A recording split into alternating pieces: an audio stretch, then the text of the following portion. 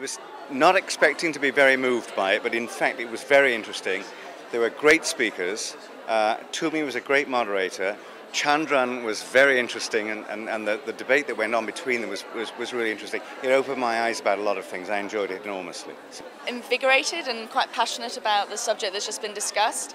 And I think one of the things that really came out is that businesses really need to learn how to respect the cultures into which they go. And it's not all about making money, it's about building social responsibility as part of your business plan.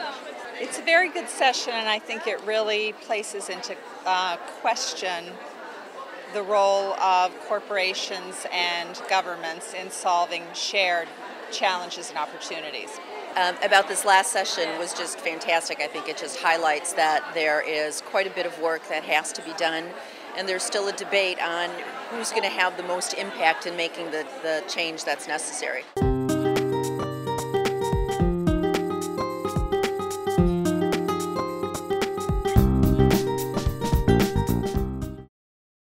We really need to have regulation, we need to have government, we need to have leaders who really understand the issues and the extreme discrepancies between people. The role of government, that it's not, businesses certainly have a role, but in some jurisdictions, such as in the United States, that government needs to play a bigger role as it relates to energy. Two major issues in my view. We were talking about how does the Asian world deal with their need for consumption, and how do we restrain them from consuming as much as we do? And I think that's a very basic and ethical question too. And it's not very easy to say government has to tell people not to consume. It's about how do we restructure our whole business model of the world and in general. Is it about growth and consuming more and more and more? Is consumption the only way of becoming happy or not?